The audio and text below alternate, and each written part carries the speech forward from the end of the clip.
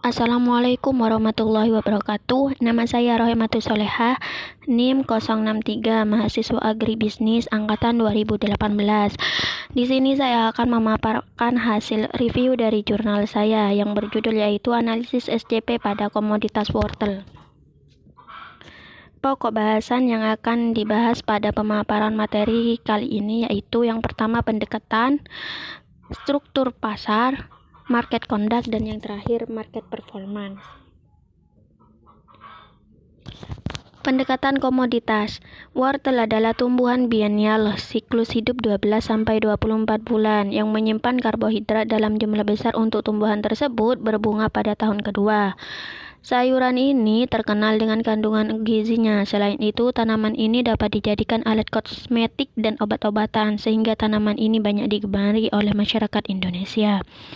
Komoditi hortikultura merupakan komoditi yang mempunyai kedudukan yang penting dalam masyarakat maupun perekonomian negara. Pengembangan produksi hortikultura sebagai sumber gizi ditingkatkan untuk pertumbuhan manusia di Indonesia yang sehat dan berkembang tinggi dalam memikul tugas pembangunan yang semakin berat. Ada beberapa lembaga yang terdapat pada saluran pemasarannya. Yang pertama, petani. Yang kedua, pedagang candak kulak, grosir retail, pedagang antar daerah, pedagang pengumpul, pedagang besar, dan yang terakhir yaitu konsumen. Pendekatan fungsional. Fungsi fisik yaitu berupa fungsi penyimpanan dan fungsi pengangkutan.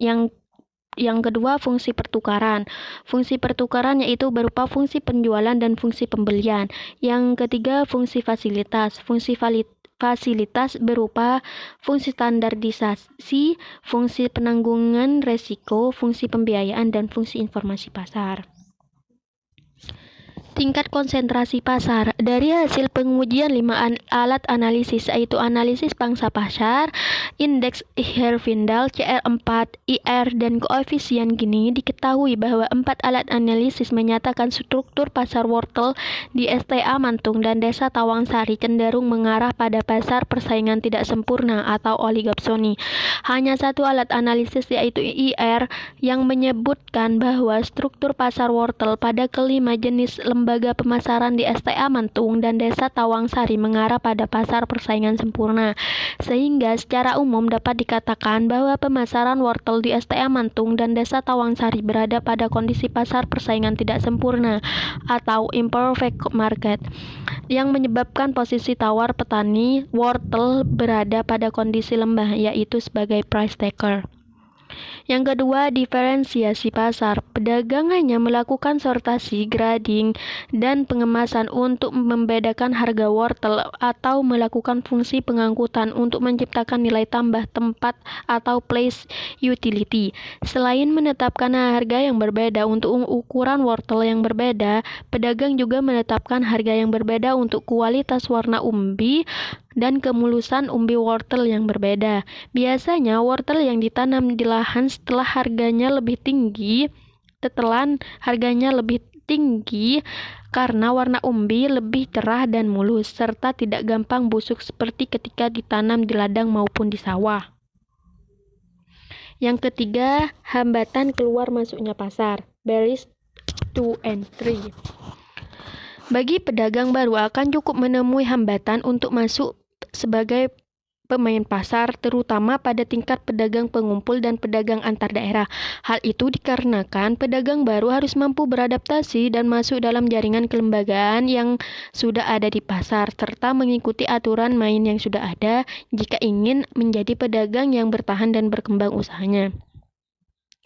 Adapun untuk menjadi pedagang dadakan atau tiba-tiba, tidak ada aturan yang secara signifikan menghambat. Hanya resikonya wortel yang dijual mungkin harganya lebih rendah atau tidak laku karena belum mempunyai banyak kenalan sama pedagang dalam satu level atau pedagang pada level yang lebih tinggi yang ada di pasar.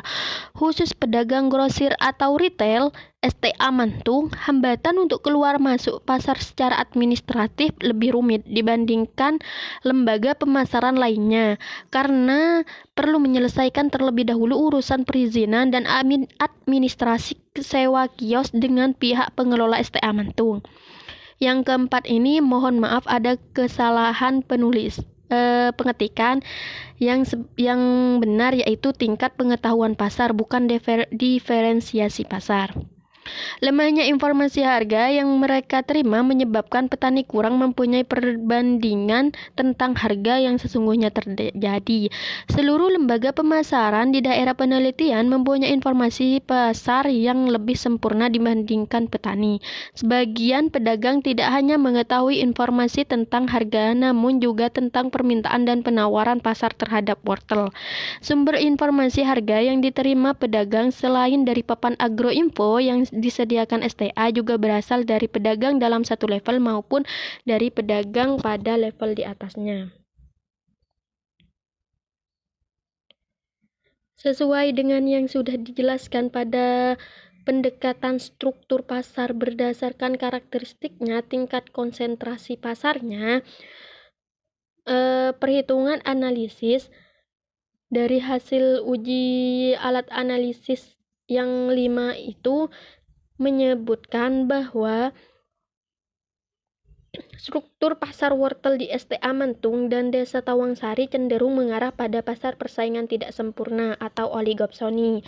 Hanya satu alat analisis, yaitu indeks Rosenburg, yang menyebutkan bahwa struktur pasar pada kelima jenis lembaga pemasaran di STA Mentung dan Desa Tawangsari mengarah pada pasar persaingan sempurna. Sehingga secara umum dapat dikatakan bahwa pemasaran wortel di STA Mentung dan Desa Tawangsari berada pada kondisi pasar persaingan tidak sempurna atau imperfect market. Walaupun kondisi pasar wortel adalah bersaing tidak sempurna, namun para petani maupun lembaga pemasaran tidak melakukan promosi untuk meningkatkan penjualannya. Hal ini disebabkan karena karakteristik wortel sebagai sayuran yang mudah rusak. Selain itu, kegiatan promosi tentunya akan menambah biaya. Market conduct.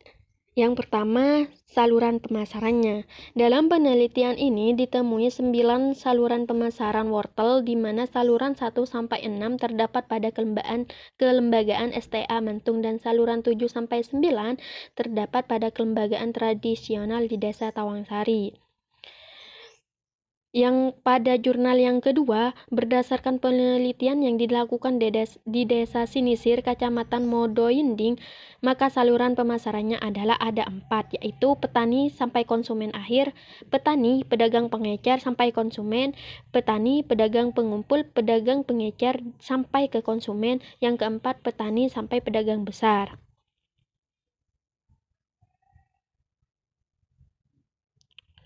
Fungsi dari kelembagaannya. Petani. Fungsi fisik, petani melakukan pengangkutan wortel dari lahan sampai ke tempatnya. Petani melakukan penyortirannya dan pembersihannya pada wortel. Fungsi pertukaran, petani melakukan penjualan langsung kepada konsumen atau ke pedagang.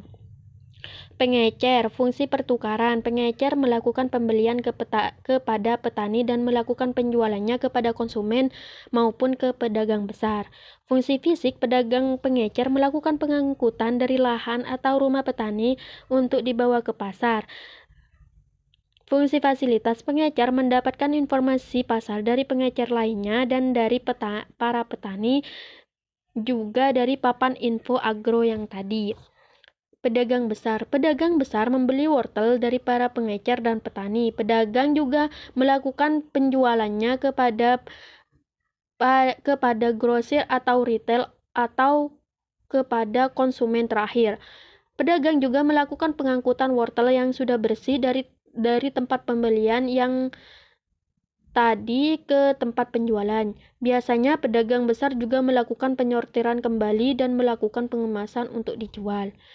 Pedagang pengumpul membeli dan menjual wortel itu ke pedagang besar, pengecer, maupun langsung ke konsumen. Dari tempat pembelian wortel, pengepul mengangkutnya ke tempat pengepulan. Dari itu, pengepul juga melakukan penyortiran kembali kepada wortel. Kebijakan penentuan harga. Dalam menentukan harga wortel, tidak ada kebijakan harga standar dari pemerintah. Penentuan harga di tingkat petani lebih dikuasai oleh pedagang candak kulak dan grosir atau retail STA Mantung, serta pedagang pengumpul pada kelembagaan tradisional. Di sisi lain, penentuan harga jual wortel oleh pedagang grosir atau retail dan pedagang pengumpul lebih didominasi pedagang antar daerah, sehingga dapat dikatakan bahwa harga wortel di daerah penelitian cenderung lebih ditentukan oleh pedagang antar daerah. Kolusi dan taktik yang dilakukan dalam pemasaran wortel, syarat dengan berbagai macam kolusi dan taktik, terutama yang dilakukan oleh lembaga pemasaran dengan tujuan untuk meningkatkan keuntungan sendiri. Yang pertama, pedagang candak kulak dan pedagang grosir atau retail terkadang melakukan ketidakjujuran dalam penimbangan dan penilaian mutu wortel dengan mengurangi hasil timbangan karena alasan penyusutan akibat pencucian, atau pemotongan uang pembayaran dengan alasan karena kualitas wortel yang mereka beli tidak sesuai dengan harapan, serta karena meningkatnya biaya panen dan pasca panen. Yang kedua, petani, pedagang pengumpul, grosir, retail, dan pengecer terkadang melakukan cor antara wortel yang kualitasnya bagus dengan kualitas di bawahnya. Biasanya dalam kemasan satu potong ukuran 120 kg, wortel yang ukurannya kecil-kecil sekitar 12,5 sampai 15 kg. Hal ini dilakukan agar ada range keuntungan tertentu.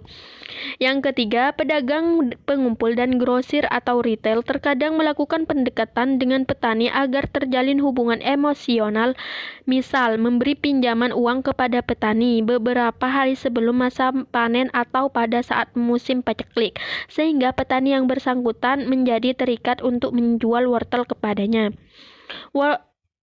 Yang keempat, pedagang antar daerah terkadang membuat harga kejutan di waktu-waktu tertentu, misalnya membeli wortel dengan harga yang sangat tinggi dalam waktu yang sangat pendek, misalnya 2-3 hari, atau menjual wortel dengan harga yang sangat murah ketika harga wortel turun, terutama pada saat panen raya. Tujuannya adalah untuk merusak harga di pasar. Promosi pasar. Promosi yang dilakukan pengelola STA bervariasi caranya, mulai dari brosur, surat kabar, radio, televisi, bahkan via web atau internet. Namun, STA belum menerapkan standar mutu maupun pembuatan label atau merek atas wortel yang diperdagangkan di STA Mantung, sehingga mutu wortel masih bervariasi, dan setelah berada di pasar, kebanyakan pengecer maupun konsumen akhir tidak mengetahui kalau wortel yang dibeli berasal dari STA Mantung, khususnya Desa Tawangsari, sehingga dapat dikatakan bahwa promosi yang dilakukan STA Mantung belum optimal. Sistem pembayarannya. Harga penjualan pada setiap lembaga pemasaran berbeda-beda, tetapi dengan selisih nilai yang kecil. Petani yang menjual produk langsungnya menerima harga 5.000 per kilogram wortel. Sedangkan petani yang menjual produknya ke pedagang pengumpul menerima harga 5.000 per kilogram wortel. Dan petani yang menjual produknya ke pedagang pengecer menerima harga 12.000 per kilogram wortel, dan petani yang menjual produknya ke pedagang besar menerima harga 2.100 per kilogram. Rata-rata harga jual yang diterima petani adalah 5.000 per kilogram wortel. Sistem pembayaran ini biasanya petani melakukannya dengan perjanjian atau kontrak yang dilakukan kepada pedagang besar atau pengepul ataupun grosir atau retail. Dan sistem pembayarannya yaitu setelah pasca panen langsung membayar.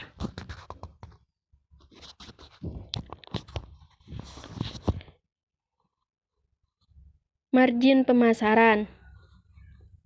Nilai margin terbesar pada saluran 5 dan 8 tidak menunjukkan kalau melibatkan lebih banyak pelaku pasar. Saluran pemasaran terpanjang justru terdapat pada saluran pemasaran 1 dan 4 di STA Mentung, di mana masing-masing saluran melibatkan 4 pelaku pasar, dengan nilai margin pada saluran pemasaran 1 sebesar 4.045 per kilogram dan pada saluran 4 terbesar sebesar 5.064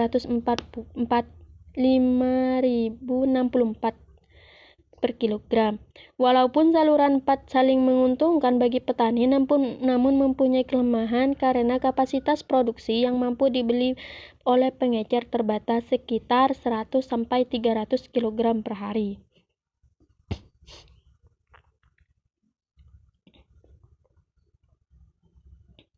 Market performance atau integrasi pasarnya. Tidak adanya peran dari pemerintah untuk mendukung petani wortel dalam mengembangkan usaha tani dan pemasaran wortel, khususnya dalam mengusahakan sarana informasi bagi petani dalam kegiatan pemasaran wortel, sehingga petani dapat menerima harga yang layak. Pada kedua jurnal yang saya analisis, tidak ada pengukuran integrasi pasar pada komoditas wortel. Kelebihan dan kelemahan jurnalnya. Kelebihan jurnal 1 yaitu materi struktur pasar dijelaskan secara lengkap baik berdasarkan karakteristik maupun dari analisis pasarnya. Pada jurnal 1 praktik penentuan harga dijelaskan secara rinci. Pada jurnal kedua, menjelaskan fungsi setiap lembaga-lembaga yang berkaitan dengan pemasarannya. Kelebihan yang kedua, perhitungan margin pemasaran lebih jelas karena dihitung sesuai saluran pemasaran yang ada dan lebih rinci. Kelemahan pada jurnal 1 dari fungsi lembaga pemasaran tidak dijelaskan. Yang kedua, saluran pemasaran yang tidak disebutkan sampai ke konsumen terakhir dan juga tidak adanya penjelasan integrasi pasar. Kelemahan pada jurnal 2, struktur pasar berdasarkan karakteristik tidak dijelaskan secara rinci, lembaga-lembaga yang terkait lebih sedikit. Kelemahan yang kedua, dalam praktik penentuan harga tidak dijelaskan dan tidak adanya penjelasan tentang integrasi pasar. Sekian dari pemaparan materi analisis SCP komoditas wortel dari saya. Terima kasih. Wassalamualaikum warahmatullahi wabarakatuh.